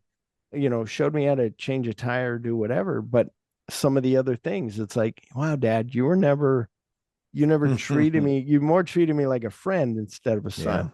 And he waited till I was like 16 or 17 to get a divorce, because he's like, I didn't want you to be bothered by it. And me, I'm thinking, well, poor you were in a bad relationship, but still he cheated on my mom while he was doing that. But it's like, you should have left earlier. Like, come on, because it didn't change my life really at all, but enough about me. I'm trying to be eloquent. I can't. Well, if I can go back on to what I was going to say about Brad Pitt, because I did say I'll talk about him in a second. That we got kind of got excited. It happens. You get it's easy to sidetrack yourself. Exactly. But Brad Pitt is an interesting look at how people can have good ideas and can really resonate with you with the things they say, but can lead you down a dark path if you're not careful. Yeah. There's a lot of what Brad Pitt's character says, what Tyler Durden says that really resonate, that are actually right on the fucking nose. Like they make a lot of sense. You're like, Jesus Christ, I need to think this way. Yeah. His whole human sacrifice, you go, that's crazy. But yet at the same time, you're like, man, that actually is smart. And then all of a like, sudden, there were no bullets in the gun. Okay, it was safe. But and then Project Mayhem comes up, and that's like people who have good ideas. Sometimes then once people start to think he got great ideas, no one was there to say this is a bad idea. Yeah. Right. Like, oh, we got to bury him in the yard. Yeah. Robert Paulson. But no, now he's a person. Well, now that he's a person, now we can name like, people will bend things to make it still like Yeah. That well, that like a cult, certain bunch of files that have yeah. disappeared that suddenly now people don't care about, but they care about for Yeah. a long time. That kind of thing. Like 1 minute you're My like, name no, I'm wasn't all in on on it. this. Yeah. My name wasn't Exactly. on it. I don't know what you're talking It's about. all fake, yeah. Yeah. Yeah. But it's that thing of like you'll follow somebody and they rah you, and then all of a sudden, because you want to continue to follow them, you'll put up your blinders and you'll completely miss, as I call them, the red flags. You think it's Toyotathon. You think Honda days are here. Yeah. You know Yeah. what I mean? Yeah. As opposed to this is danger. And it's a great kind of like investigation into how a person who is very alpha but eloquent and can really, touches Yeah. you with the things they say can get you to do things that you never thought you would do. And as I was sitting there, I was like, God damn it, Tyler Durden's a fucking genius. And then I started going, oh shit, this is how genius turns to madness. This is how people go from that's a great idea to suddenly rounding people up, putting them in trains. And you're like, oh shit, man, we really kept going too far on this. This Yeah. one thing was like, we need to be more centralized as people. We need, and all of a sudden you're like, holy shit, we're rounding up people. Yeah. Right? Like there's, yeah. It's well, and I it's think, the, especially in our as being Americans in our day and time, yeah. that is very relevant to. It's a good character, Yeah. to Well, look at to say, holy shit, how did we get to this point? and it's the cult mentality of him being like, bury him in the yard. And then he's like, Yeah, his name's Robert Paulson. He's trying to tell him no.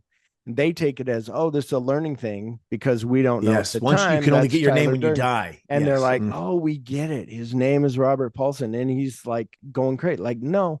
And what that made me think of just now when you're saying about people, it's like Charles Manson. I mentioned it on the last episode, I think, of Manson read the book, How to Make Friends and Influence People. Yes. And he knew how to control people. And same thing, Ted Bundy knew how to just, oh, yeah, I'm a Mormon.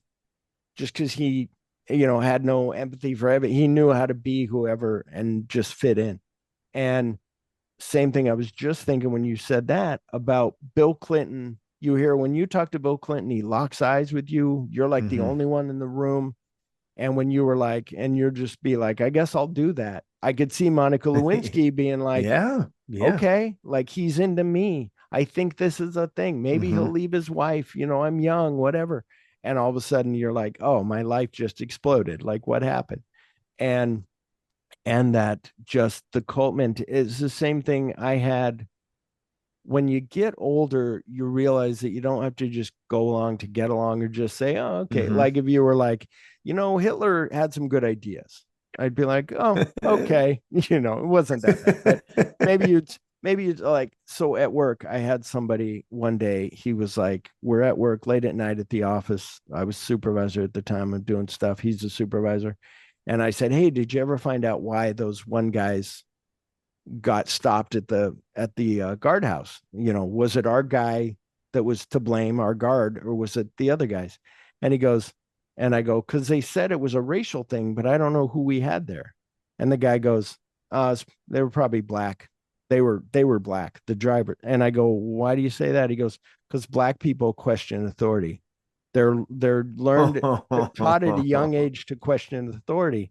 And I was like, okay. And that I was going to leave it. Okay. And I was going to walk away. And I go, no, I gotta, if you see something, say something. So I was like, no, I highly disagree. And he goes, well, no, it's a fact. I go, it's not a fact. You're not black. I'm not black. I wasn't raised black. Like, I don't know what you mean. I go, and he goes, no, that's how it is. And I'm like, okay, like I'm done. I'm going to go in here. Like you're, Yep. And then one time during the Black Lives Matter, we were having a Zoom meeting because it was around COVID time. And one of the other workers on there, the boss and some other people were like, so are you going to go protest tonight? And I said, no, I kind of did my protesting of like a Frank Serpico thing of him just wanting to be a good cop. And then the other one was a cop who put all his gear down and said, let's go march. And I go, but I can see that you guys aren't because you all have your knees on the necks of the black man. Silence. I'm like, okay, well, I'm going to go now. And then one guy goes, no, not me. I'm like, yeah, too late, bitch. But it is that thing of you will fall into. My buddy used to have not the same thing, but he would be like, yeah, he'd say something like, yeah, I remember blah, blah, blah. It was some lie that he just made up. And I was like, oh, okay. And then he would tell me later, like, I wasn't sure. I was just spouting out something that I thought was right, and it wasn't right. And I'm like, well, dude, the way you said it was with such conviction that I was like, oh, you must be right. So, when Scott says I talked to Quentin Tarantino, whatever, I guess. Listen, I know. Yeah, maybe you're making it up. When it comes out, all those photos are I'm AI. Quentin Very good, very good AI photos. Yeah. Hello, Scott. I'm Quentin Hello. Tarantino. Yes, right. It'll be an AI. That'd be great. AI. Yeah. It's like Siri's British voice. Yeah. Very staccato. Like the ones that you see on TikTok. I like making movies. Yeah. I'm Quentin Tarantino. This is Quentin Tarantino. Yeah. No, it's it's that mentality of them, and the thing of these, the suicide guy who they're like, oh yeah, they're just the only people left in the building are the maintenance guys and security, or the cleaners and security, and they're all signed up for it, so they're going to die for this cause. And you're like, oh my God, like, it's the thing with the Taliban, all those people. It's the same thing with the kamikazes. Like, you just, okay, I'm out of bullets and I'm out of, like, I guess I'll kill myself. That's what, not to jump into military history. No, you're a military guy. I thought I'd tell you. No, but it's like that U-2 bomber that the guy crashed. He was supposed to kill himself, and they captured him, and they made a whole, Spielberg did that Bridge of Spies. And he, and he was kind of looked down upon by Americans for like, oh, you didn't kill yourself. You were shot down over Russia. What are you doing? And it's like, yeah, no, like, but that's that trick of, like I said, if I would have joined the military, then maybe I would have learned, like, okay, for God and country, Yeah, that's the point. Like, you're not supposed to think for yourself, but then when you think for yourself, then you might fuck someone up. But yeah, there are the people who are the cult mentality, and then there's the people who aren't, who, like my wife, we watched Lone Survivor, and she was like, why did these guys up on the mountain, like, why didn't they just call it in? Why couldn't they just check it with some stuff, and do it later? And I was like, that's what they do. And that's what makes, I think that's the difference between girls and guys. A guy you're watching at, you're going, oh my God, like these poor guys, but you're feeling like, oh, if I was there, what would have happened? Like, but not that I would have saved them all, Scott. I'm telling you. Just sit up like Schwarzenegger and just I'll be like, Murphy, come with me. No. But it's that thing of, there has to be like some of, like, the people at Jonestown who were just like, okay, 900 people who were like-minded, who didn't just see all this shit go down with the senator and he's leaving, or congressman, and they're like, okay, I guess we're drinking this Kool-Aid and we're gonna die. Like, but there are cults out there, and it is where either somebody, like we said, is very charismatic, and you're just like, oh, okay, I can get it, but he plays on all the people who are down in their luck, and that's another good, kind of exploration is. And Ed Norton is playing on he feels downtrodden. He's playing on all these other people who, as you said, aren't living their best life. They feel like they're going nowhere, and they play on it. And then these people literally give up. They have, was it 2 pairs of black pants?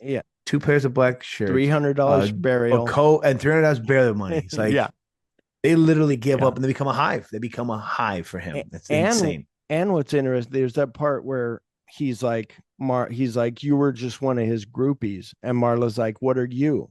And he's like, oh no, I'm different. And I think that's what cult thing is like too, where they're probably like, no, I'm the only one. He's not, he's not close to anybody else. I'm the one, Angel Face. Well, I love that he beats up Angel Face, and he's the one, like, I love now once you realize that, you rewatch that scene and you watch everyone looking at him beating him up, you're kind of like, but you, like, that's like your boy. That's your, right. I mean, it's kind of like, but that was you. And it's this is a well-written, a well-acted, and a well-directed film. I mean, I won't give away my rating in case you want later. But in my opinion, it's a classic. Like, it needs to be, you don't have to like everything about it, but the craftsmanship of it alone is just It's- brilliant because I didn't know that those two are the same character and while I was watching it, right? Yeah. Like the reveal when he says, "Please adjust your cherry tray tables," you're kind of like, Yeah. what the fuck? And then you go back and watch, you go, oh fuck, of course. Like, Yeah. And then Yeah. I do love that he puts in the end credits a full frame, Yeah. a little bit longer than a frame of Dick, and you're like, Yeah. all right, well done, well Yeah, done, Mr. yeah, Fincher, yeah. well done. Yeah, so good. Yeah, I would say Fight Club, Panic Room, but not in this order, but Mhm. Fight Club, Panic Room 7, Zodiac, all 5 stars. You know. I Yeah, just gave away my rating. he's But got yeah. he's got a very strong, Yeah. very strong calendar. Mank, hey, everyone gets a Mank. Yeah, yeah. But other than that, and Yeah, again, Alien yeah. 3, not his fault. Honestly, Well, here's that's the a thing. clusterfuck. Have you seen the assembly cut of Alien 3? No, I have not. How is that? The assembly cut way better. It makes it to where, number 87 or no, Mhm. 87 was the doctor. The other guy who's even dumber, who's like the crazy guy, they catch the alien in the beginning of the movie, like close to the beginning. He goes to let it out thinking like, I can control it and it'll do my bidding. And he opens the thing and now it's loose again. And now they have to go get it. And it does not cut to her holding her stomach as the thing's busting out of her chest. It just cuts to her diving in. And it's really cool. And it's like a different story. It's really cool. It's on that Alien, quadrilogy set. Yeah, I'd have to get that because But, again, not his fault. But yeah, yeah, exactly. But yeah, I mean, and when we don't forget have he enough also did the Social full- Network. Yeah. Girl, Oh yeah, Social Network and Gone Killer and Gone Girl as Gone well. Girl. Yeah. Yeah. Oh, Gone Girl. So good. Yeah, I mean, Oh, so his yeah. 90s movies, Yeah, those are like all of 7, The those. Game, Fight Club. Then he does Panic Room, the Zodiac. Case of Mhm. Benjamin Buttons, okay. Social Network's amazing. Girl, the Director Yeah. 2 is amazing. Gone Girl.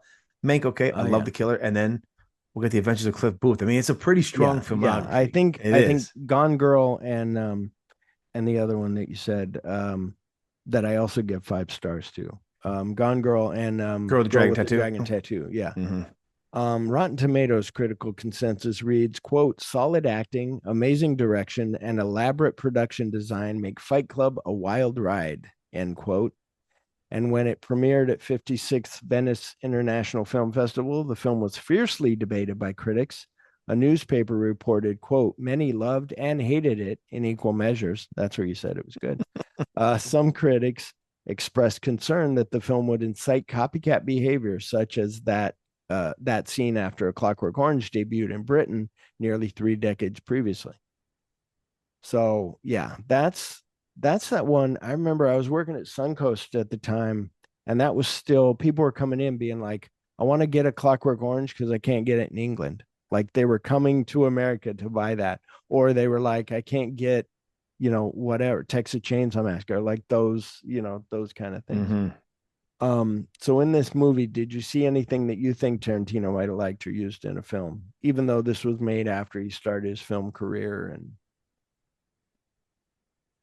That is a great question because I'm trying to think back because they're such different filmmakers, but they're still both so good at what they do, Yeah. right? Like, yeah, that is a tough one. I would think like the writing, but also like, I don't know. Yeah, I don't know what he would have. I think what he would have liked everything that we liked, like the cinematography, the sets, the acting, just everything. the sequences are amazing. Brad Pitt, maybe. Yeah. You know what? Brad Pitt, maybe that showed him as a strong, because Brad Pitt early 90s is long hair, beautiful, hot guy. But he's in a lot of like, remember right around then or around 7, like he did 12 Monkeys, and you're seeing him in 12 Monkeys with the weird eye. Yep. And you're going, oh my God, this guy, Brad Pitt is amazing, Yeah. So it's that kind of stuff where then he's in this and he's, just being different, eating again on the, on the thing. Funny thing is his eating when he calls him, he's eating on the phone. Like he's eating something when he calls him. I think it's awesome. Yeah, it's always good. Yeah, it's the same thing when I think on Ocean's 11 or one of those. Oh, he's always seen Ocean's 11. Yeah. Our rating system here is 1 to 5, 5 being the best. I rate this movie 5 out of 5. I concur. It's a 5 out of 5. It's a masterpiece. Yeah. It is just spectacular cinema. Yeah. I don't care if it triggers you. I don't care if it rubs you And raw. Then that's how you know it's a good fucking movie, because you're also not going to like A Clockwork Orange when we cover that eventually. yeah. But at the same time, it's a masterpiece of cinema. I'll give my cards up early. See if you remember if I'm not counting the year. But Yeah. I'll give my cards up early. Those are fucking masterpieces. Yeah, exactly. Yeah, it's weird too, because I was looking on Letterboxd. I had rated it before and I gave it 4.5. And I was like, what? No, it's a 5. Like, I don't know why. I don't know why it would have went down, like why I downed it one. Well, you know But what might have happened, and point. this happens to me sometimes, is when you Yeah. first sign up for Letterboxd, it Mhm. starts giving you a bunch Oh, of movies. that's And so you right. start to Yeah, rate you them can and try to just pick. remember. Yeah. And then all of a sudden you go back and watch them again. You're like, wait a minute, what did I rate Yeah, these? you're like, Am I fucking yeah, when stupid? you're just picking them and you're Yeah. like, I like that one. I like this one. Yep. Yeah, very true. Yeah, I probably gave 7.5 and then was like 4.5. Would you buy this movie, rent it, or find it for free? Do you own it? I own it. I own it. I Do would you buy it. I have- would own it. Do you have the one that I talked about, the Blu-ray that you put in and it starts Never Been Kissed? And so it's got the Never Been Kissed Think like so. main I menu. now have it digitally now because I'm And lazy. yeah, But I have the book. But Yeah. I almost forgot. So last night, as I go to rate it on Letterbox. Letterbox again, I don't know if you've tried this, but what the fun part is when you try to send it, it goes, do you want to delete this, or do you want to not talk about Fight Club? Like, it actually has a prompt. Oh wow. If you go to rate and Yeah. put it on your diary, you're not supposed to talk about Fight Club. You sure you want to do this? You can either delete it or send it. So That's I did it, but I awesome. was like, that's a really cool. Well done to Letterbox for having that as one of the things that they give you an option to do. There was a thing that I talked about last week that goes with their marketing. So when the movie came out, I loved that red jacket. I loved his hustler. I wouldn't look good in a muscle shirt, but I loved his hustler muscle shirt. And I was like, and the sunglasses, I'm like, I need to get those. So I go to look at it. I find a website, fightclub.com, whatever it was. Mhm. And I'm looking and they have like everything like an IKEA thing, but I didn't get it. I didn't know it was like IKEA, but I had his jacket. When I clicked on his jacket to buy it, it said like, you're a plebe, like you're a cow, like follow, and I'm like, motherfucker, like I fell for it. Like, how stupid. Here I am watching a movie about this. And then I go, oh, I want to, so it was like, oh, but it was so, but that's that marketing. Like, if you remember, you probably remember, and I wish it was somewhere where you could find it. But remember when Once Upon a Time in Hollywood came out, they had Rick Dalton had all the movies Rick Dalton was in. It was under Rick Dalton. It wasn't Leo DiCaprio. And you could go through that and be like, this is fun. This is cool that they did that. Yep. And then all of a sudden it's gone. And you're like, fuck. Well, yeah. Yeah. He died too. I mean, Tarantino killed them all. Yeah. Exactly. Name another director who's killed off a fictional character. Yeah, very true. Did you want to hear Phil's film favorite of the week? Sure. Yeah, let's do it. Underworld, USA, 1961. Are you familiar with Sam Fuller? I am familiar with Sam Fuller. Yes, sir. You have to be a fan of Tarantino and not know Sam Fuller. Here's something. Well, let me get to what this movie is about, and then I want to talk about Sam Fuller. And anyway, tagline: a sensational film that puts the finger on today's biggest business crime, crime. Sorry. Plot: a bitter young man sets out to get back at the gangsters who murdered his father. So I give it 4 stars. It's got Uncle Ben in it, Charles. Anyway, and it was just a great movie. It was one where I think when I watched it the first time, I was like, I watched it this time. I'm like, what was I thinking? This is so good. But what I was going to say was, and I'm not sure how deep in you were and whether you even want to talk about it, but I was listening to on there. They had Sam Fuller talking to Tim Robbins. And Sam Fuller's talking about when he was in war, and they said, tell me about that guy that you killed. And he said, well, when you kill the first guy, every guy after that is that same guy. Like, you see that face when you're killing the other people. Like he said, no matter what, it's always, that. And it was like, holy shit. Like, those are the things where you're like, so.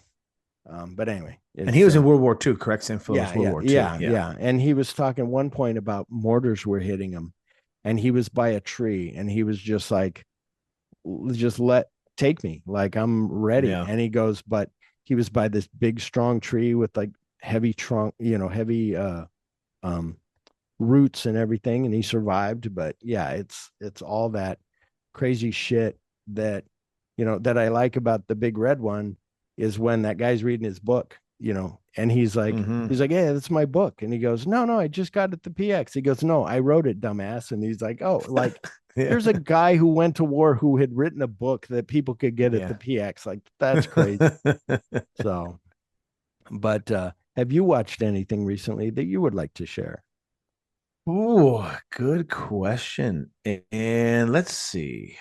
I mean, maybe it was something at the Vista. You said they had really good sound. Well, I did. Well, again, I saw Kill Bill the Whole Bloody Affair. That's a bit of a flex. I know. Yeah. The sound there is unfucking believable. Wow. And just in case I don't have we probably may not have the same listeners because obviously the two shows are obviously centered on Tarantino in a way. Right. Yours is more about what makes it. So yours is a lot of going through all the films that he has liked and some great reviews, and mine's more talking about him. But yeah, I will say the cut of the Whole Bloody Affair, besides the sound being amazing at the Vista, there is two moments that are extended, and not just the House of Blues fight where it's all in color and the violence is more extreme, which is really cool. Yeah. But there on my show, I've always talked about how the bride and Oren were best friends, and I always felt the reason I felt that way was a couple of things they share. But yeah, tricks. The person who tells the story, the person who tells the story though is the bride. She's the one telling you how Oren became Oren. And there's a moment at the end when she kills Oren in this version, where she stands there a little bit longer. We don't just cut to her walking out. She actually pauses and she can't look behind her. You literally watch her like try to turn. She can't look behind her. Wow. And she slowly trudges over and she sits on a bench and drops the sword. And the sword kind of hits the snow pretty hard. And then she finally looks up and kind of looks over to Ren. Two great things. One, that really solidifies that relationship. But two, you don't realize it. It's when the sword hits the ground. That is the last person she kills with the sword. Not another person falls under her sword. Yeah. Not another person is killed with the sword. So that was cool. And then, and the second part, because there's an intermission for a few, 15-minute intermission, but it's no violent to it. It's hey, here's the first half, here's the second half. Yeah. But when she's laying, I maybe think of with you, because she's laying there with her daughter, BB. They're watching Shogun Assassin. She's finally asleep and she's getting up and she leaves her. And normally she lifts her arm, puts her head down and kind of kisses her and she walks on, closes the door and go talk to Bill. But in this version, she takes off the necklace she's wearing and she puts it over a picture of a picture that's of her. Like it's a young picture had you saw it in the movie anyways. Yeah. But she puts it over there and then longingly looks through the door before she closes it, signifying to all of us, her going, I'm not sure if I'm going to come back from fighting Bill. Like I may very well be killed by Bill. I may not kill Bill. Yeah. And that's not in the original movie. And I like that because that really then makes it. If you see that originally, you kind of go, oh, shit, maybe she doesn't kill Bill. You know what I mean? Like you kind of, because there's none of that. Like the last time you saw me, I'm on my way to kill the last one. So you kind of go, okay, no, this is going to end. But when you cut all that other stuff out, adds so much to it. So maybe one day we'll get to Kill Bill, the Whole Bloody Affair. Maybe one day there's some answers on that on the episode. But if you ever do get a chance to go out and see it, or he puts it out in a roadshow, you definitely want to see it because it really does change the fabric of the film and makes it a much better film. Even though the two together are amazing as they are, but you didn't think you could actually, very few directors could, so to speak, make the movie better. A lot of times you're like, that wasn't very good. Yes, on the other cases, and not waiting the 4 to 6 months to go see it. Like, yes, the 6 months in between, and well, plus they cut out the does she still know her daughter's alive? Like all that's gone, and that's nice because then you, if you haven't seen it all, you forget because you're going on the journey, and then all of a sudden when she rounds the corner, you're like, oh shit, that's right, she's still alive. Yeah, it makes it a lot more fun to me. There were things talking about Tarantino for a second. I don't know if you like him or not. But no, on Tarantino, my dad seeing stuff of like, I was playing on TV. My dad's never seen all of the Kill Bill, but he was watching when she comes into the house and sees her daughter. Right before she sees her daughter, she's walking down the hallway and she's got the sword in her back and whatever. And my dad goes, and she got that brown leather jacket on. And my dad goes, she looks like David Carradine from Kung Fu. And I go, dude, she's going to kill David Carradine. I go, Quentin Tarantino probably knew she looks like fucking Kane from Kung Fu and put her. And my dad goes, oh, really? Same thing with people who are a little older, who are more Quentin's age, but like my dad's older than Quentin. But the thing of in the veterinarian in Inglourious Bastards, Mhm. and my dad hears this music and he goes, oh, that's a music from Dark of the Sun. And I go, what? I couldn't hear any music. I'm hearing Mhm. dogs barking. I'm into the Yeah. scene of him pushing his fingers in her hole, in her bullet hole. And he's like, yeah. And then sure as shit, when I get the soundtrack, I'm like, oh yeah, Dad. And then I found a tape when I was young that it was playing on TV, and my dad put the tape recorder by the TV to play all the music from the Mhm. movie. It was like, well, no wonder you know that. Same thing Yeah. with what he did know. I played him the Kill Bill soundtrack, and he was like, oh, that Santa Esmeralda. And I go, you know Santa? He goes, yeah, I had the album. I used to play it all the time. I go, what the fuck? Like, okay. So yeah, touching everybody, older Yeah. people, younger people, everything. So I'll tell people it's coming. Come back on August 15th. That's when also you can go to Church of Tarantino and hear an interview. When I will be joined once again by Kristen Batstella from the Women on Film podcast for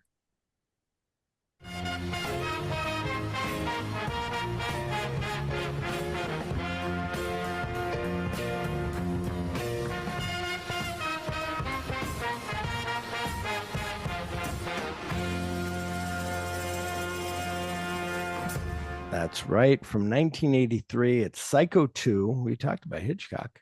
This was Psycho 2.